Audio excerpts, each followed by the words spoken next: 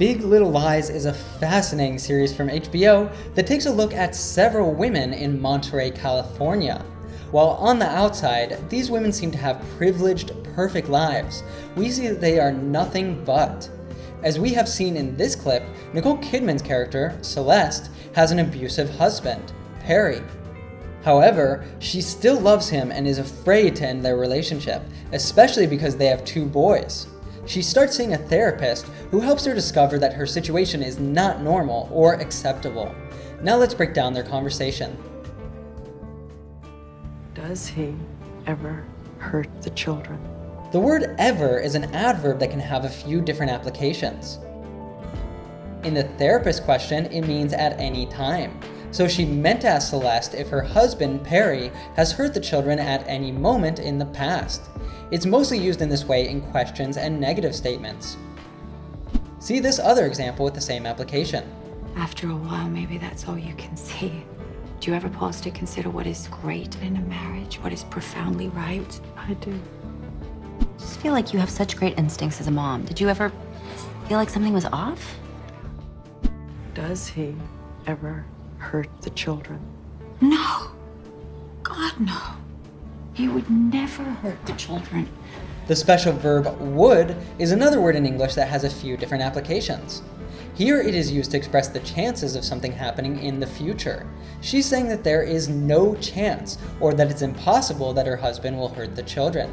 He would never hurt the children. By the way, the article the before children in these first 2 lines of the scene is really important to the meaning. They add the here in order to add specificity. In other words, when the therapist says the children, she means their children, the children of Perry and Celeste. If she did not use the article, it would ask whether he hurts children in general, any children. He's a wonderful father. I mean, he's the best. I couldn't think of a better one, really. If you say that you can't think of a better thing or person, you mean that in your opinion, nothing or no one is better than them. This is a common expression in English, and that is also collocated with other verbs such as ask, for example. Couldn't ask for a better son, AJ. And I mean that.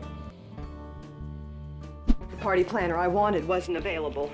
Neither was my husband. But as it turns out, Mr. X is coming home for 2 days from Chicago, so we're planning a small family celebration. Oh, that's lovely. Grayer couldn't ask for a better gift. It's one of the reasons that The reason you don't leave him? there are other reasons. Okay. Such as? I'm madly in love with him. Did you hear how the therapist pronounced these words? This is a common pattern of connected speech in English, where natives tend to link the sound of ch at the end of words to a vowel sound in the following word. So much so that the words such as, which is quite a common phrase, always seem to be pronounced this way. Such as. Such as. Let's see a few more examples of this sound in connected speech. We make each other laugh. Make each other laugh.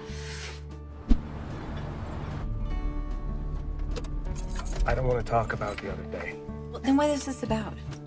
Oh, I'm sorry to be such an annoyance. Well, it is annoying. Oh, I'm sorry to be such an annoyance. Well, it is annoying, Joseph. Just say what you want to say, please.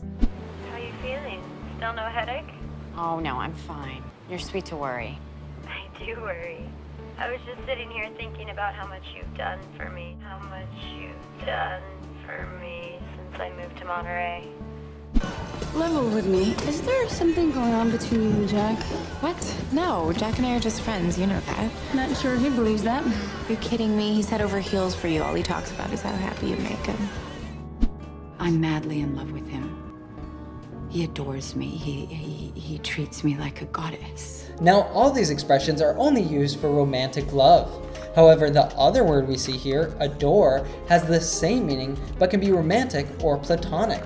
You could say that you adore a romantic partner, but you could also say that you adore your son, your mother, or even that you adore a new TV series you found.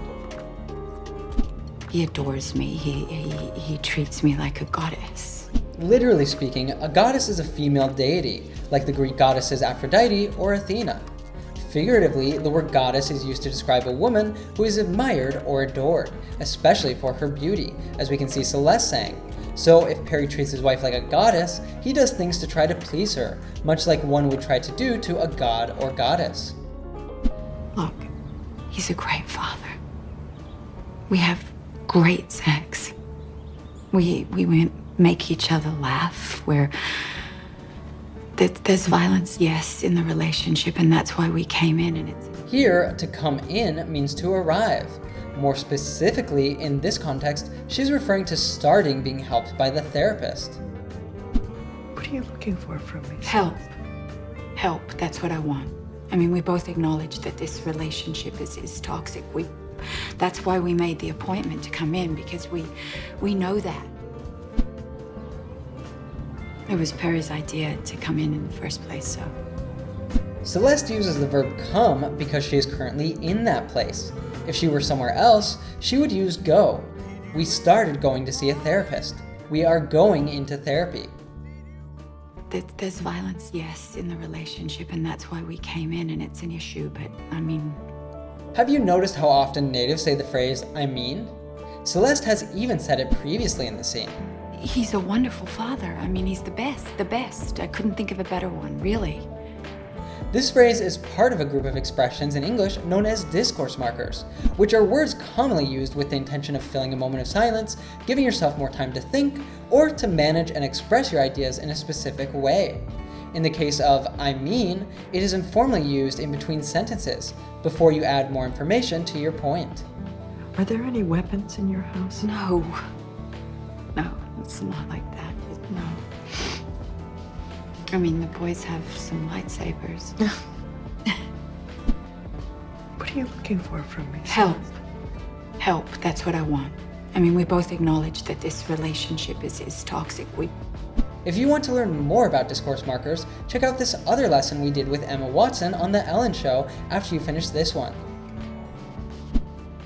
There's violence, yes, in the relationship, and that's why we came in, and it's an issue, but... By the way, can you correctly pronounce this word that Celeste just said? Even though it's a short word, and supposedly a simple one, most learners have a hard time pronouncing it because of its unusual spelling. It's actually quite simple. Let's practice it. Issue. Issue. This is a great example of why it is so important to trust your ears over your eyes when learning a non-phonetic language like English. Now, she also happened to connect the words it's and issue all together, so let's practice pronouncing the entire phrase as well. There's violence, yes, in the relationship, and that's why we came in, and it's an issue, but... And that's why we came in, and it's an issue, but...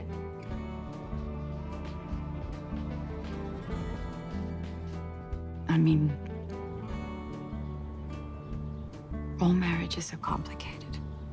You think violence is normal in a relationship? No. My apologies, I misread.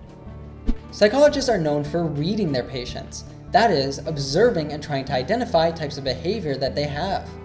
So here she says she misread Celeste, meaning she read her incorrectly and made the wrong conclusion. This is also commonly used when someone misunderstood a situation. Example, I misread what my boss said. He didn't want to give me a promotion. By the way, you have probably seen the prefix mis before in words such as mislead or misunderstand, right? This prefix is applied to verbs or nouns or other parts of speech to give them a negative meaning, often referring to an action being done incorrectly. See these other examples of words ending with mis. You actually gonna look me in the eye and say that you didn't participate? Participate how? Okay, I guess we're still pretending, or I'm misremembering it. I'm afraid there was some kind of miscommunication. No, I did receive a payment from Mr. Andrade. Also, she said the words my apologies, which is simply a more formal way to say I'm sorry. You should know that the verb to apologize means exactly this. The act of expressing regret for having caused problems or done something wrong. In other words, the act of saying, I'm sorry. When this violence occurs, have you ever been afraid you might die? As we learned previously, ever normally means at any time. So the common collocation, have you ever, is used in questions to ask if somebody has done something at any point in their lives. For example, Have you ever visited Australia? Have you ever been interested in marriage? No. Wow, that's no, very definitive no. I mean, I've seen marriage. I'm not suited for it. Never. Never. So here, we have actually removed a graphic clip where Celeste recalls a certain violent incident when she did think she might die. In response, her therapist empathizes that it must have been a terrifying experience. That must have been terrifying. One of the applications of the verb must, aside from the usual meaning of being obliged to, is for expressing an opinion about something that is logically very likely. For example, my computer's not turning on. There must be something wrong with its power supply. So, the words must have are used to express an opinion about something that is likely, and that happened in the past. That must have been terrifying.